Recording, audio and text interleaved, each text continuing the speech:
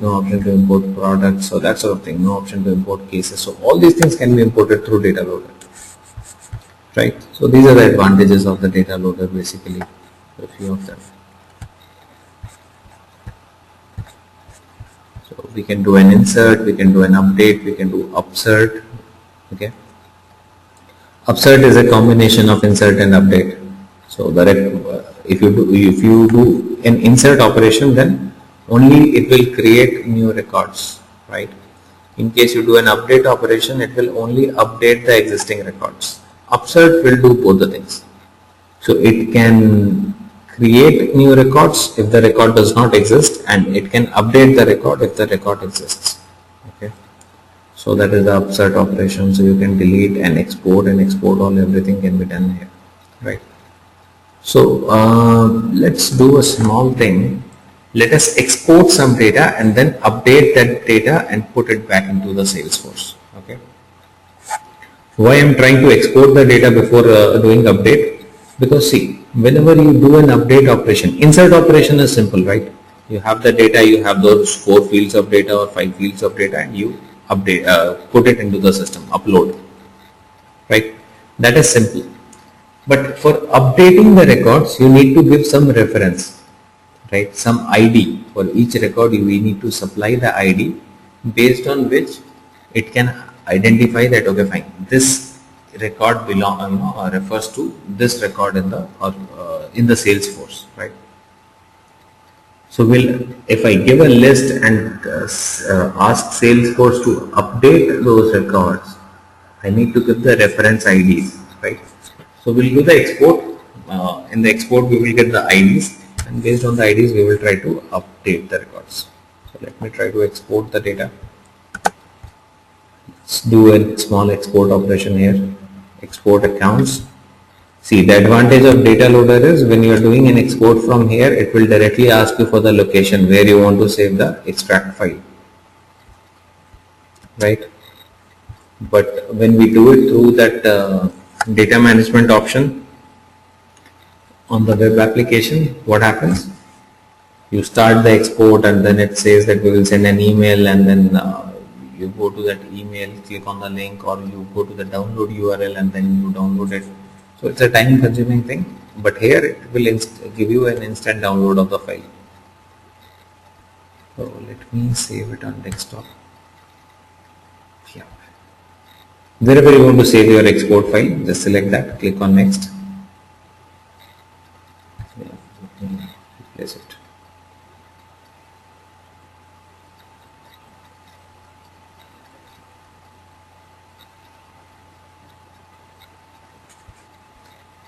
Now, the other good thing about export in a data loader is you have the option of querying, or you have the option of selecting the fields that you want to export. Let's say I want to export ID, name, and phone number in case we have.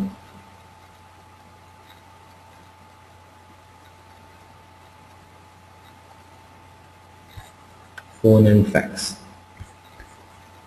right? So this is the data that I want to export. The moment you keep on selecting, it will keep on writing an SQL query here. So you don't have to write this. You can write it in case you can, or you want, but you can just select these things. And any criteria that you want to put.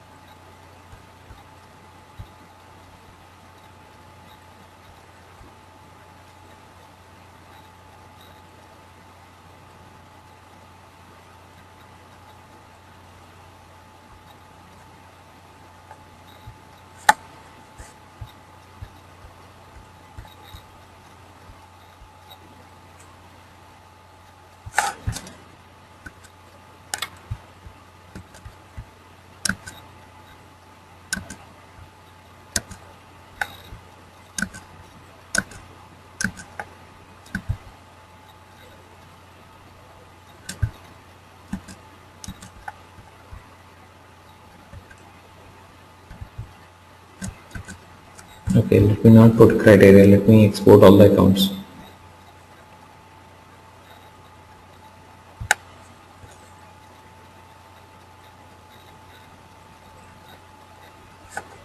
So it has done 21 extractions. See how fast it does. The operation has fully completed, there were 24. You can see the extraction. So these are the records which were extracted.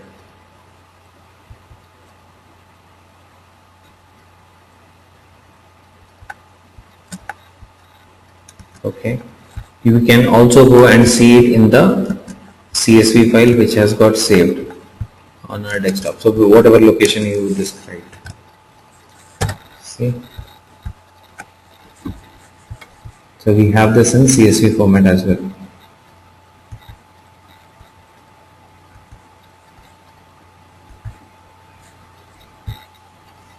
Right.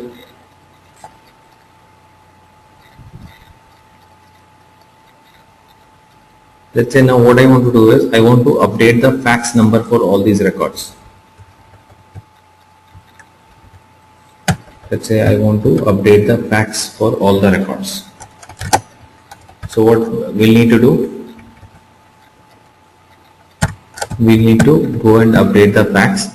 But once I put it back into Salesforce, once I try to update, so I need a reference field. This ID here, Salesforce ID will act as the reference field, right? So this will help Salesforce identify that okay, this is which record, because see, name can be duplicate. As you can see here, Dell and another Dell. So there are two records with the name Dell. There are two records with the name IBM. So name can be duplicated. It cannot reference based on this, right? But ID is unique. This ID of this IBM and ID of this IBM are different, right? So you just need to make sure that you have the ID while you're doing the update. Now let me update all the fax numbers to this.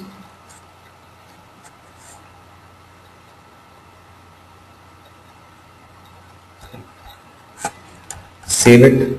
So if you have, most of the times what we do is, in case I want to update some data, so best way of doing that is take an export from the data loader.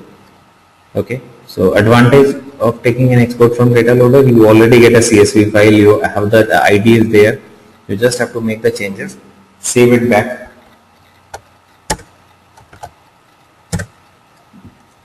Fine. The same file, I don't have to create any extra file, the same file I can use for updating. So click on update, update accounts, browse the file, now your export file extract.csv can be used here for updating the data. So click on next. Says your operation will contain 21 records. That's fine.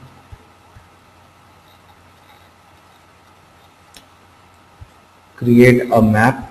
So the field mapping is done here in this way, where all the Salesforce fields are at the top and your CSV fields are here. So do an auto match first of all. Yeah, auto match matches all the fields, right? Because the fields we took out from Salesforce only, so the field names are exactly the same. So auto match helps here. Click on OK. Go to next. Okay. For update also, it asks you for a location where you want to save the log files. I was just talking about detailed log files, right? So those log files will be stored in this location, the location that you define here.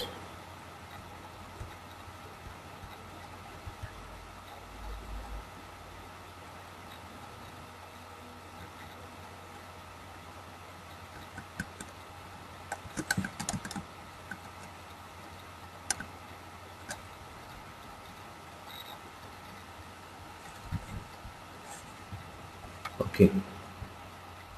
I think one of you missed on the steps of update. So let me again start it.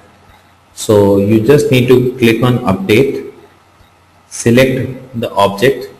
So here we are talking about accounts, right?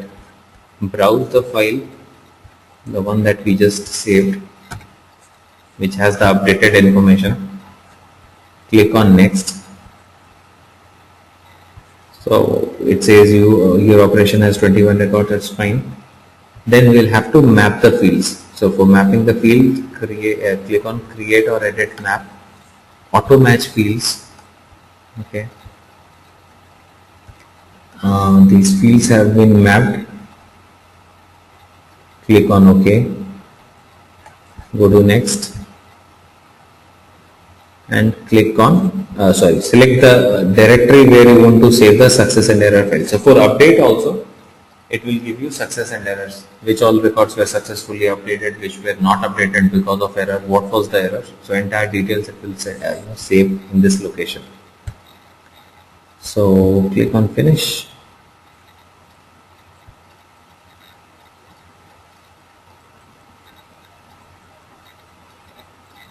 See, again this is something very quick, instantly does it and throws you a message. The operation has fully completed. There were 21 successful updates and 0 errors. So there were no errors. All the records were successfully updated. Now you see the fax number for all the records have got updated. Status item updated. Okay. Now if I go back to Salesforce and see, I will see that fax number of all my accounts is that same thing, 1, 2, 3, 4. Open any of the record, you will see the fax number has got updated. Right, so this is just an example that I wanted to show, but you can update whatever data you want. Let's say you want to update the industries, technology, something else that you want to update, the city. So this is how your mass update will work. Okay. I think I had a question here.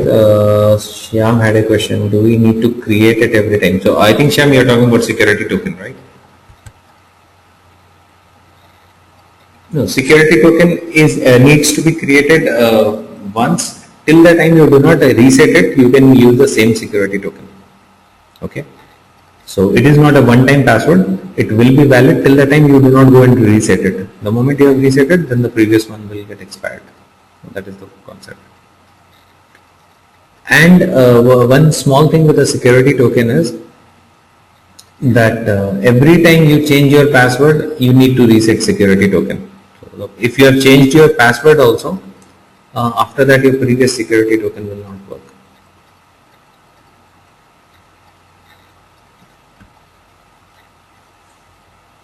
Otherwise, you can keep on using the same security token every time.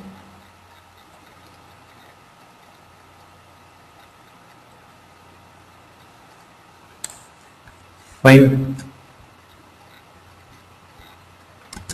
So we have done mass update of records also. So we have done import, export, delete, transfer and update. Right?